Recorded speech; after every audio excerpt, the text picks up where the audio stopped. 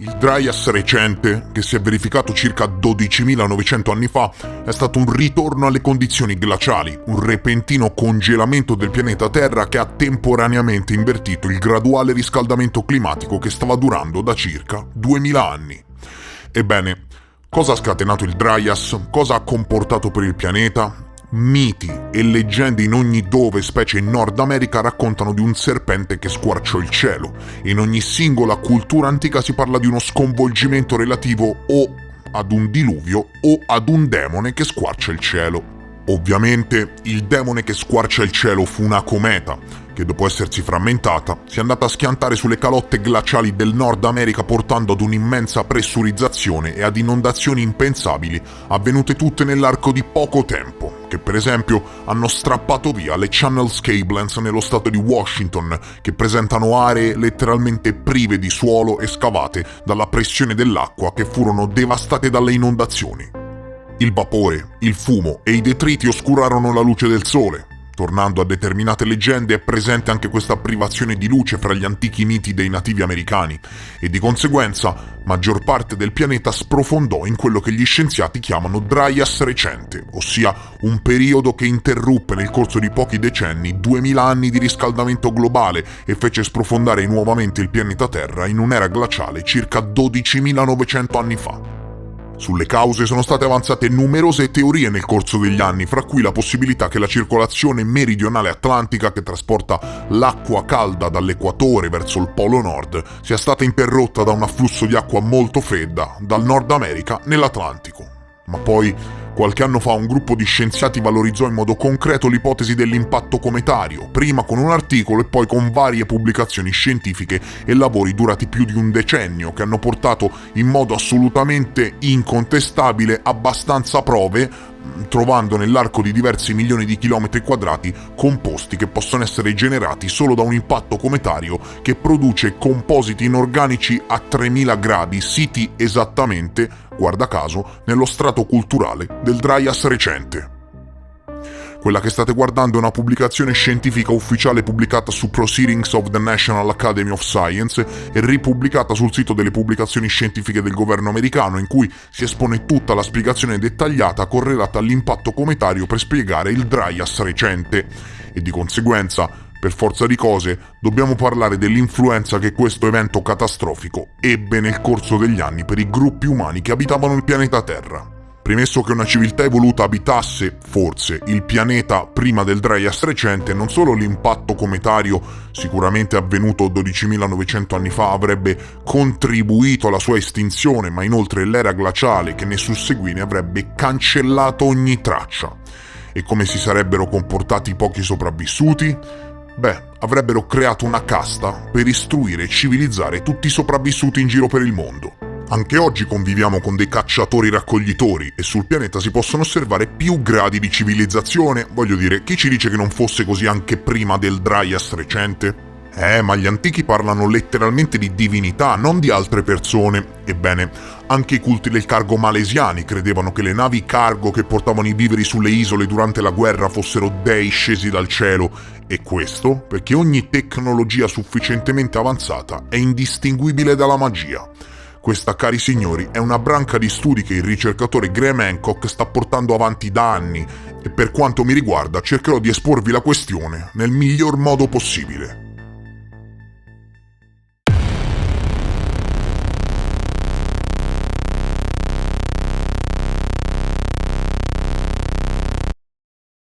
Il popolo Clovis, una fiorente civiltà del Nord America risalente a circa 13.000 anni fa, secondo l'American Geophysical Union, e non di certo secondo me, non di certo perché l'ho detto io, è stato sterminato dalla cometa del Dryas recente. Il team suggerisce che una cometa ribelle sia precipitata nell'atmosfera terrestre circa 12.900 anni fa, si sia fratturata in pezzi e sia esplosa in gigantesche palle di fuoco. I detriti sembrano essersi depositati, pensate, fino in Europa.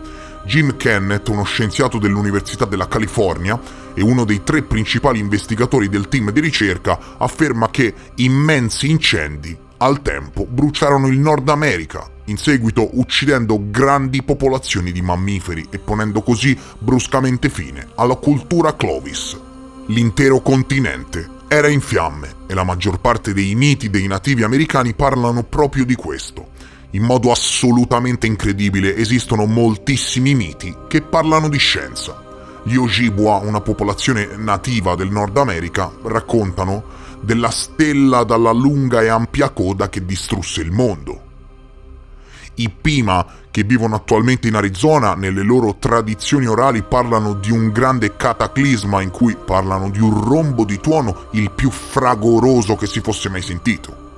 Gli Inuit dell'Alaska, nelle loro tradizioni, raccontano di un terremoto fragoroso accompagnato da una terribile inondazione, di fuoco e poi di un serpente che squarciò il cielo. La storia dei Dakota di Lind, scritta nel XIX secolo, riporta molte tradizioni indigene e tra queste ritroviamo il mito degli Irochesi, che si dice che in un tempo molto remoto un cataclisma distrusse la vita umana. Parlano tutti di un grande cambiamento. Voglio dire, troviamo la stessa medesima storia in tutte le popolazioni indigene del Nord America. Ed è un caso che, secondo le pubblicazioni scientifiche del team di ricerca, l'impatto della cometa che portò al Dryas recente avvenne proprio tra il Canada e il Nord America? No, dimmi se è un caso. Ecco.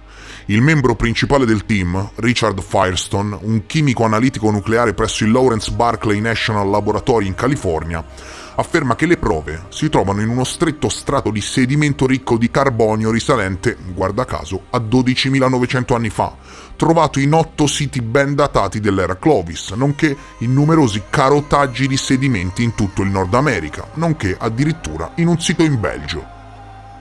In questo strato il team ha rilevato diversi tipi di detriti extraterrestri, inclusi i nanodiamanti, che si trovano solo ed esclusivamente nei corpi celesti, minuscole sferule di carbonio che si formano quando le goccioline fuse si raffreddano rapidamente nell'aria, e molecole di carbonio simili a delle gabbie contenenti il rarissimo isotopo dell'elio 3, molto più abbondante nel cosmo che sulla Terra. E all'interno di numerosi articoli scientifici e pubblicazioni presenti attualmente sulle riviste scientifiche più importanti del mondo sono state portate sufficienti prove replicabili e revisionate che sostengono l'impatto cometario sulle calotte del Nord America come spiegazione del Dryas recente. In questo momento chiave, dopo incendi che hanno invaso il continente, tsunami, devastazione e quant'altro, il clima cambiò bruscamente nell'emisfero settentrionale, raffreddandosi improvvisamente in un periodo noto come Dryas recente.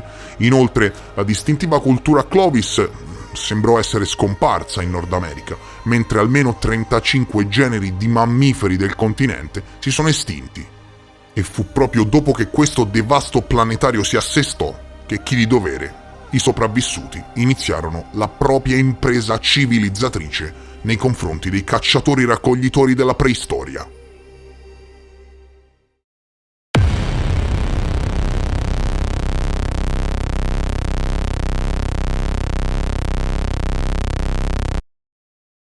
Quella che state guardando è la più antica rappresentazione giunta sino a noi di Quetzalcoatl, fra le divinità più importanti per molte civiltà messicane e centroamericane. Quello che state guardando è un Anunnaki dei Sumeri. Quello che state guardando è un Apkallu. Quello che state guardando è il recinto D di Göbekli Tepe. Noti niente? Abbiamo già parlato delle borsette, non è così? Da Göbekli Tepe 10.000 a.C., ai Maya nel d.C., ai Sumeri in epoche diverse, in continenti che non conoscevano nemmeno la reciproca esistenza. Ecco, inoltre signori, quasi nessuno ci ha fatto caso, ma il volatile che sembra avvicinare l'ala al disco solare nel recinto D di Göbekli Tepe, cari amici, date anche le somiglianze con le borsette, somiglia clamorosamente a quest'altra raffigurazione sumera. Per non parlare poi delle borsette. Chiaro? E questo sai perché? Perché tutte le antiche civiltà parlano di antichi civilizzatori giunti o dal cielo o da molto lontano, che insegnarono la civiltà ai popoli della terra. E guarda caso, la maggior parte delle date antiche coincidono con la fine dell'ultima era glaciale, partendo da Göbekli Tepe e arrivando a molti altri osservatori a cielo aperto presenti sul pianeta, e il Dryas recente fu il movente di questa civilizzazione. Praticamente la vera storia del genere umano che a scuola non si degnano di raccontarti. Oann era uno dei 7 saggi Apkallu, un eroe civilizzatore venerato in tutte le antiche civiltà della Mesopotamia. Si dice che sia comparso in quella regione nell'antichità più remota e che abbia trasmesso agli abitanti le capacità necessarie per scrivere e per costruire città, fondare templi e quant'altro e, guarda caso, l'antica Mesopotamia confina geograficamente con la Turchia dove è sito Göbekli Tepe. Tenendo di conto il fatto che nel 10.000 a.C. confini geopolitici non esistevano, ci siamo sia con le date che con la geolocalizzazione di questi miti e leggende, che raccontano di eroi civilizzatori che portarono la cultura ai popoli nomadi della terra. E viene il sospetto che parliamo dell'eredità perduta di un'antica civiltà scomparsa durante il Dryas recente. Göbekli Tepe, per qualche motivo a noi sconosciuto, quasi come se volessero lasciare una capsula del tempo, venne letteralmente seppellito dai suoi costruttori. Il tempio e tutti i recinti, molti dei quali ancora tutt'oggi devono essere dissotterrati, venne letteralmente seppellito dai suoi costruttori, ok? E grazie a questa azione, guardate che caso, no? Siamo riusciti a datare il tempio. È stato datato studiando i composti organici presenti nel materiale di riempimento e risale al 9600 a.C. Si arrotonda sempre al 10.000 a.C. quando si parla di Göbekli Tepe, ma per ora il recinto più antico risale al 9600 a.C., ok? Ecco, signori, il 9600 a.C. è una data molto importante, non è solo un numero, ma segna la fine dell'era glaciale, un fenomeno globale, ok? E non è solo la fine dell'era glaciale, ma anche la fine, guarda caso, secondo i carotaggi dei ghiacci in Groenlandia, del Dryas recente, che terminò nel 9620 a.C. Ci siamo? E a questo punto in testa ti deve per forza di cose essere scattata una molla, ok? Proprio quando il clima iniziò a migliorare, sorse Göbekli Tepe, iniziata dagli stessi civilizzatori della vicina Mesopotamia, riportati in epoca più tarda. Ora, Oann degli Apkallu, signori, non era solo, ok? Nei frammenti di Berosso si parla di 7 Apkallu, 7 saggi che, guarda caso, vennero incaricati di girare il mondo portando civilizzazioni in ogni dove. Gli Apkallu, Wiracocha in Sud America, Quetzalcoatl, Osiride in Egitto, che si narra tra l'altro giunse su una barca portando la civiltà, le stesse raffigurazioni a Göbekli Tepe e le stesse raffigurazioni di strane borsette in Sud America, in un periodo in cui i continenti stessi non conoscevano la reciproca esistenza. Tutte le metriche in comune fra le antiche civiltà di cui abbiamo mai parlato nel corso della storia del canale sono da attribuire, secondo Hancock, ad una casta, ok? Ad una vera e propria casta di civilizzatori, il cui segno distintivo, in questo caso, quello che abbiamo di fronte in questo caso, dalle raffigurazioni, era questo tipo di borsetta, perlomeno uno dei pochi giunti sino a noi. I simboli rituali di una confraternita iniziatica antichissima e diffusa in diverse aree del mondo, le cui radici affondano nella più remota preistoria, prima dell'ultima era glaciale, motivo per il quale è stata completamente cancellata prima dalla cometa del Dryas recente e poi seppellita definitivamente dall'era glaciale. Inoltre, signori cari, questa ipotesi viene rafforzata dalla particolare posizione delle mani.